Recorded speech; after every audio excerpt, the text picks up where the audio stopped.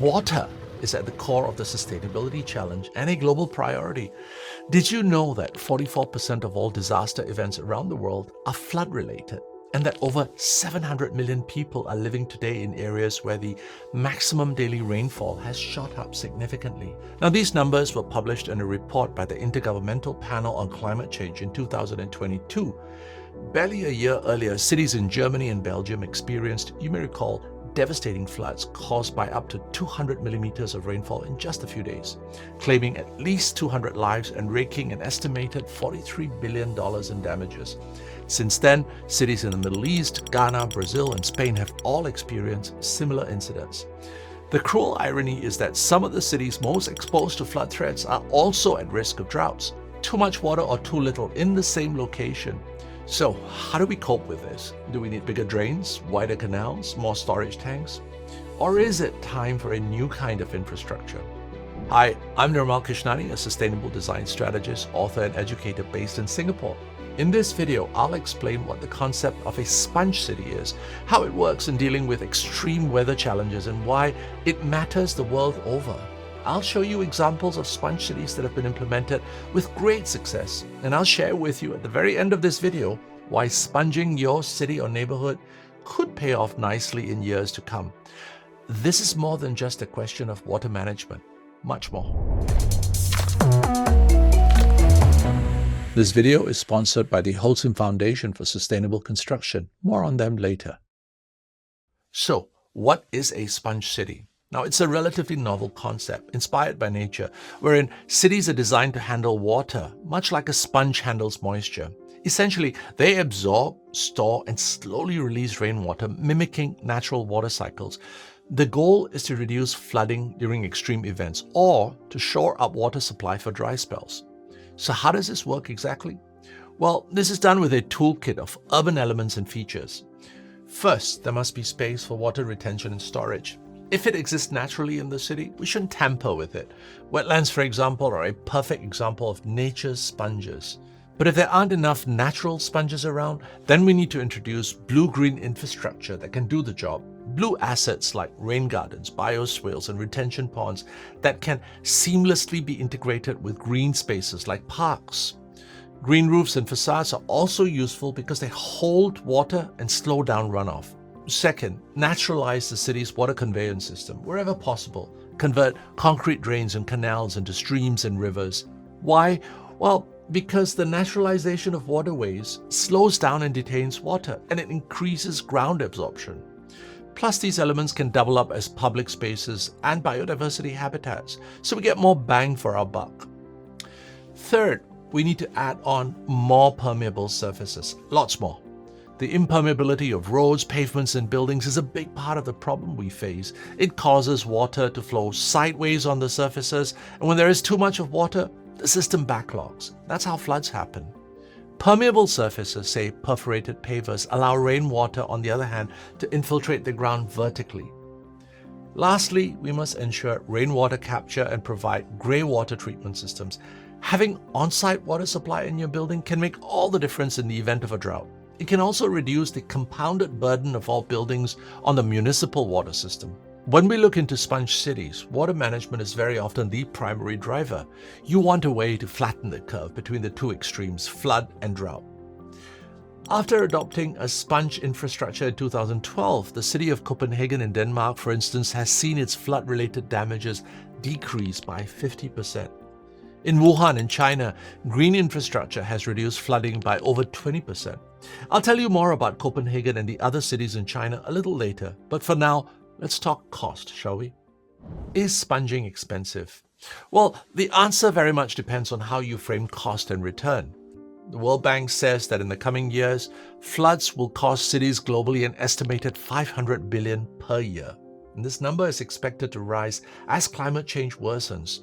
So the upfront cost of sponge infrastructure is actually less than what is spent on fixing the aftermath of a disaster. Cost is one thing, and I'll come back to it, but sponging offers many returns on investment. For starters, it improves water security. Sponge cities recharge the water table. In many places, groundwater is a primary source of fresh water, and the depletion of this resource invariably puts pressure on other water resources, which increases dependence on external supplies. Did you know that the draining of groundwater can cause a city to sink? That's what's happening in Bangkok and Jakarta. These megacities are sinking mainly because of groundwater extraction. Now, depleting the water table is of course critical, but so is what happens above ground. Sponge features improve air quality, they reduce the urban heat island effect. A study in Guangzhou, China suggests that using porous concrete pavers could lower pavement surface temperatures by 12 degrees centigrade, while pervious brick could achieve a 20 degrees reduction. Elsewhere, cities with more green space have seen a reduction in air temperature by up to 5 degrees centigrade, which in a heat wave could be a matter of life and death. Urban greenery can also enhance day-to-day quality of life. Cities with more blue-green spaces are simply healthier and more desirable to live in. Singapore, for instance, which has positioned itself as a city in nature, has long used greenery to attract tourists to visit, to entice companies to set up base in the city-state. Greenery has also raised property values. In other words, urban greening is good for business.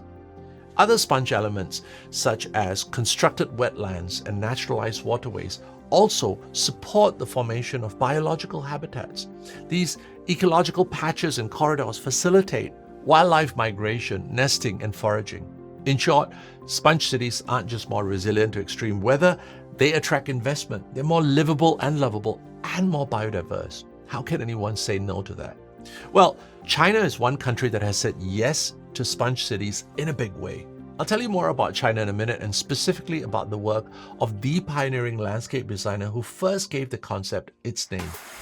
Before we get into that, let me quickly tell you about the world's most significant competition for sustainable design, with a total prize pool of $1 million, the Wholesome Foundation Awards. Francis Carey, the acclaimed architect, won the Global Gold Award in 2012. Prior to winning, few had heard of him, and since, his profile has skyrocketed. At EcoGradia, we celebrate award winners like Carey. Last year, we spotlighted the 2023 winners in an exclusive webinar series. Who knows, this year, you might well be a part of this inspiring group of changemakers.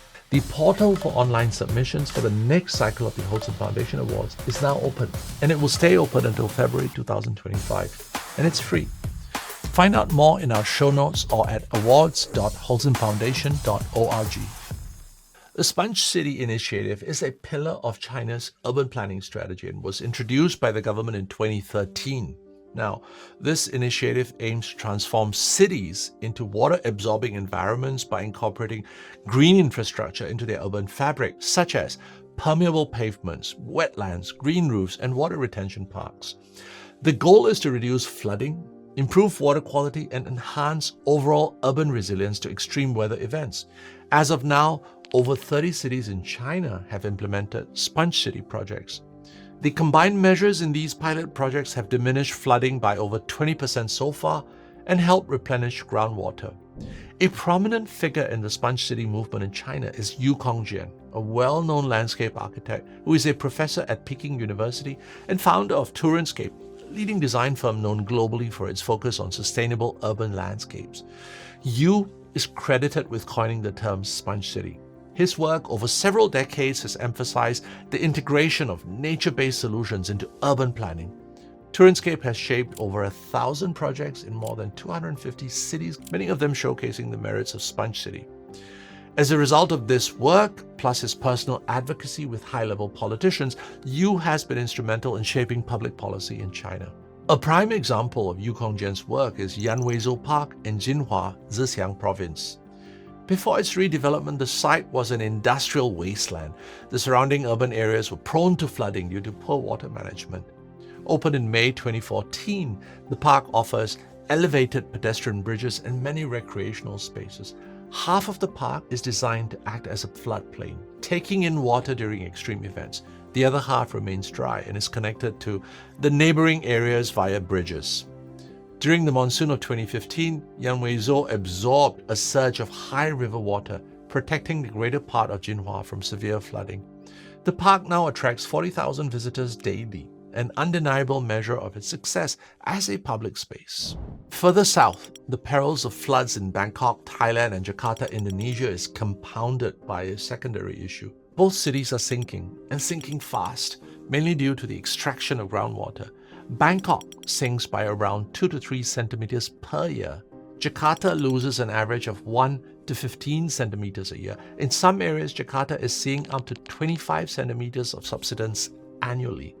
As coastal cities, both are also at risk from the rising sea. Almost half of Jakarta is already below sea level. Models predict that saltwater intrusion combined with subsidence will lead to potentially catastrophic outcomes for the city as a whole. To mitigate this problem, Jakarta is focusing on expanding its green infrastructure.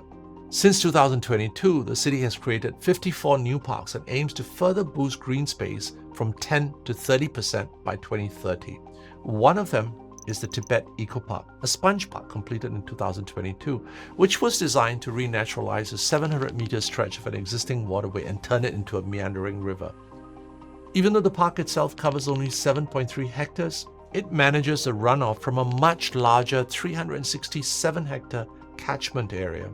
Part of the park acts as a floodplain, helping to slow down water and recharge groundwater. Another aggravating factor for Jakarta's waterways is pollution. To counter this problem, Tibet Eco Park has riparian vegetation that filters and cleans the surrounding water runoff. The park is home to 1,500 trees, 400,000 shrubs, and 80 native plant species, which help improve water quality and foster biodiversity. As a result, the park has become a vital public space. Soon after its opening, it achieved a peak visitorship of 60,000 people on a single day. In Bangkok, Chulalongkorn University Centenary Park offers a similar solution. This 11-hectare park can store up to 3,500 cubic meters of water during heavy rainfall, helping to lessen flooding in the surrounding area. The park was created in the aftermath of the devastating mega floods of 2011, and since its completion in 2017, none of the nearby areas have experienced flooding. What's interesting about both these parks in Jakarta and in Bangkok is that they are retrofits of existing green spaces. Now, this is a surgical approach that aims to transform what already exists. It's a strategy carried out in other places too, such as Copenhagen, Denmark. Copenhagen has played a leading role in pushing flood resilience forward in the decade following a major cloudburst in 2011 that caused severe flooding and revealed just how vulnerable the city was. This event sparked the Cloudburst Management Plan, a broad initiative devised to prepare the city for more frequent and intense rainstorms. The strategy here is to mesh natural infrastructure into the city's urban canvas to help manage excess rainwater and ease the burden on drainage systems.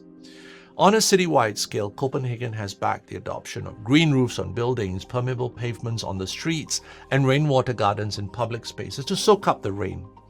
At the neighborhood level, large green spaces serve as emergency reservoirs during heavy rainfalls. And within individual buildings, the integration of rainwater harvesting systems and green facades have helped manage water right where it falls.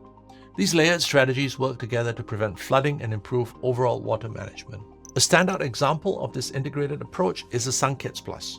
This newly redesigned public square now acts as a floodwater reservoir during storms, filled with bioswales and rain gardens to capture and absorb excess water.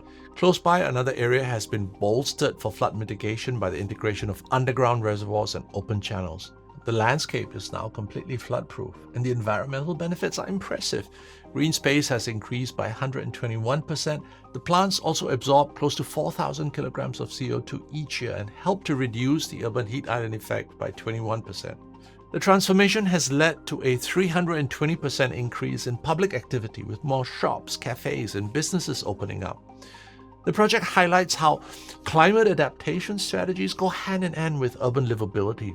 Sponge City is clearly a win-win proposition. I mentioned at the beginning that the decision to sponge any city or neighborhood, yours included, could prove profitable in the future. So here, let's circle back to the question of cost, since that's often a big sticking point. Several of the projects we've looked at today speak of hard and soft outcomes, but rarely do they attach dollar figures to these results. Here's one example that attempts to do this: the Bishan Ang Mo Kio Park in Singapore. The 62-hectare park, completed in 2012, focused on the naturalization of an old canal, turning it into a winding 2.7-kilometer river. The adjacent land was transformed into a water detention system with a rewilded public space. The upfront construction cost came in at $44 million or around $16,000 per meter run of the waterway. Opting for a brand new concrete canal instead, built in the traditional way, would have cost the city-state 40% more. Soon after the park reopened, the number of visitors increased by several million per year. And almost half of those visitors engage in physical activities like jogging and cycling. Does this have an impact on public health? Well, it has been estimated in a study that the more active lifestyle at Bishan Ang Mo Kio Park is equivalent to a positive impact on health whose dollar value is up to $31 million. The park's redesign also had positive effects on the neighborhood. Restaurants are thriving and residential apartment values have increased by 2 to 4%. This money goes directly into the pockets of citizens and businesses, but it also increases property and income tax returns that go to public coffers. Altogether, the financial gains from the park easily surpass the initial cost of its refurbishment. A similar case can be found in Portland in the US, where the city's investment in blue-green infrastructure transformed its urban stormwater management. Portland may have paid $8 million initially, but ended up saving around $250 million in hard infrastructure costs. And that doesn't even begin to factor additional benefits like cleaner air and groundwater recharge. Of course, numbers might vary for different cities, but the takeaway couldn't be clearer. Not only are sponge cities a sound proposition climate-wise, they also make economic, social, and ecological sense. If you think your city or any other close to where you live could leverage on the sponge city concept, do let me know in the comments. I'd love to hear your thoughts on this.